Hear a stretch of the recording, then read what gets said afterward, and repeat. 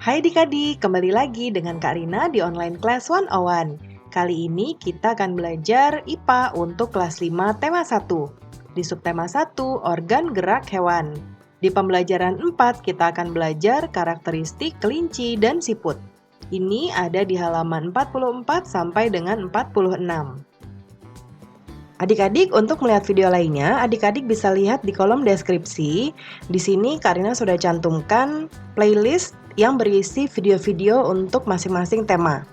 Contohnya ini ada kelas 1 untuk tema 5, tema 6, dan tema 7, dan seterusnya. Lalu kelas 2, tema 5, adik-adik tinggal klik saja di sini. Contohnya Karina lihat di kelas 2, tema 8 ya.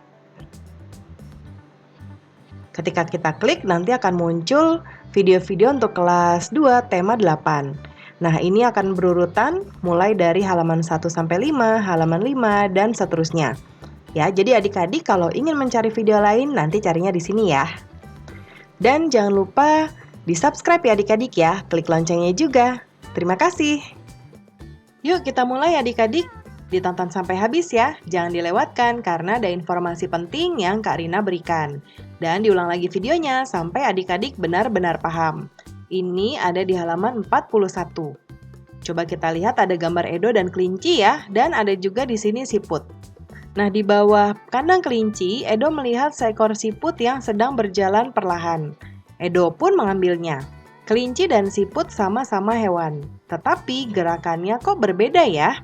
Kelinci bergerak lincah, berlari, dan meloncat. Sedangkan siput bergerak sangat pelan. Mengapa bisa begitu ya? Gumam Edo penasaran. Nah, jadi kita lihat di sini berdasarkan perkataan Edo bahwa kok kalau nih kelinci bergerak dengan lincah ya, bisa berlari dan meloncat, sedangkan siput bergerak sangat pelan. Kok bisa ya? Nah, yuk kita lihat adik-adik untuk menjawab rasa penasaran Edo. Kita lihat kedua hewan yang ada di atas tadi. Ya, ini ada gambar kelinci, ya. Ini kelinci dan ini ada siput. Ya. Nah, dua hewan ini ada perbedaannya. Apa sih perbedaannya, Kak Rina? Kita lihat di sini adik-adik. Ya, ini kelinci, ini siput. Karakteristiknya kita akan menjabarkan karakteristiknya untuk melihat perbedaannya ada di mana. Ya, yang pertama kita mau melihat karakteristik kelinci. Coba lihat di sebelah kanan. Ya. Di sini Kak Rina sudah buatkan. Yang pertama tadi contoh dari buku ada vertebrata. Yang kedua gerakannya, karakteristik dari kelinci adalah gerakannya lincah dan cepat. Ya, kemudian berpindah tempat dengan berlari, berjalan, dan juga meloncat. Kemudian dipenuhi bulu halus dan bertulang belakang. Ya, nah bertulang belakang ini nama lain dari vertebrata juga. Ya, itu termasuk hewan bertulang belakang. Kemudian berikutnya siput. Kalau siput tadi avertebrata, ya. Nah, gerakannya lambat. Berpindah tempat seolah-olah dengan merayap ya, dia seperti ini jalannya bergerak-gerak nanti ininya. Kemudian dilindungi oleh cangkang, ini cangkangnya. Kemudian tidak bertulang belakang, jadi dia kayak lemas gitu ya adik-adik ya. Kalau ini kan dia ada tulangnya di dalam ya. Nah, kalau ini dia tidak ada tulang belakangnya ya, hanya dilindungi oleh cangkang tadi. Kemudian pada pembelajaran sebelumnya, kamu telah mengetahui bahwa kelinci termasuk hewan vertebrata. Bagaimana dengan siput? Nah, siput merupakan hewan avertebrata. Hewan avertebrata merupakan hewan yang tidak memiliki tulang belakang.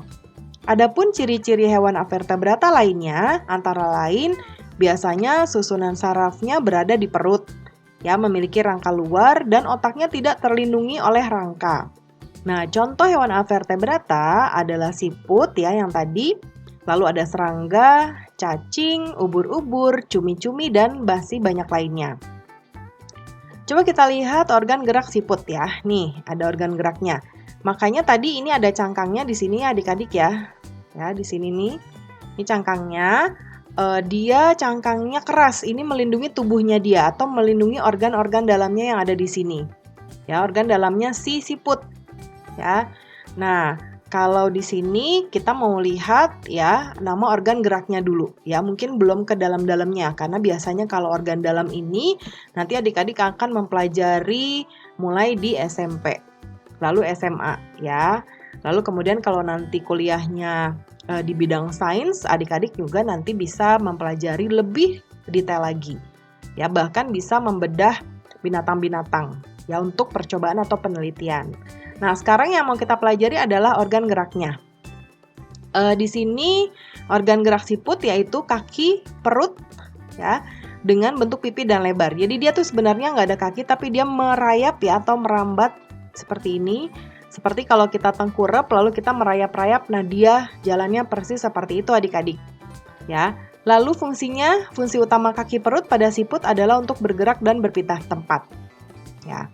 Nah, kemudian di sekitarmu pasti ada banyak sekali jenis hewan avertebrata. Bersama temanmu, coba amati hewan-hewan tersebut ya. Disebutkan di sini sudah ada yang pertama, belalang, cacing, dan ubur-ubur. Kita tinggal menyebutkan saja nama organ geraknya apa dan fungsinya apa. Ya, Karina sudah buatkan di sebelah kanan ya. Di sini yang pertama, belalang. Nanti adik-adik masukkannya di sini ya. Ya, nama organ geraknya nanti masukin di sini. Karina buatnya ke bawah karena tidak muat nanti tulisannya, ya. Ini kaki dan sayap. Nih Karina contohin, nanti adik-adik nulisnya gini, ya. Kaki dan sayap. Dan sayap.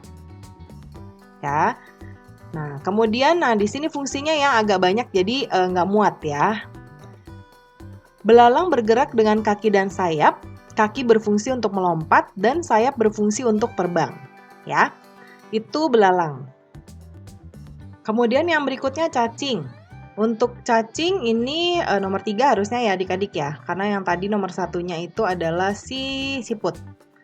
Untuk cacing nama organ geraknya yaitu otot perut dan tubuhnya. Kemudian fungsinya perut cacing sebagai otot semu untuk bergerak atau berpindah tempat saat di permukaan tanah maupun di dalam tanah. Karena cacing juga bisa hidup di dalam tanah ya adik-adik. Jadi untuk bergerak dia menggerak-gerakan otot atau badannya ya. Kemudian yang terakhir ada ubur-ubur. Nah, organ geraknya dia menggunakan otot. Nah, untuk fungsinya yaitu untuk bergerak maju, ubur-ubur mengambil air ke dalam otot bel. Jadi ubur-ubur itu bentuknya kurang lebih seperti ini adik-adik.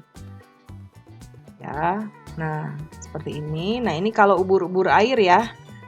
Seperti ini ya. Jadi dia mengambil air ke sini ini disebut dengan belnya. Ya, lalu kemudian dia menyemprotkannya keluar ke sini supaya dia bisa jalan. Ya, nanti dia bisa jalan ke sini ya. Gitu. Nah, ya, kemudian selain melalui gerakan itu, ubur-ubur juga bergerak dengan cara melayang pada arus air. Ya, ini ubur-ubur air ya. Kalau ubur-ubur yang ada di tanah, itu dia mempunyai otot juga sama ya, tapi tidak menggunakan air. Jadi dia bergerak karena ada tanah, jadi mendorong-dorong gitu ya. Kemudian adik-adik pembelajarannya sudah selesai ya.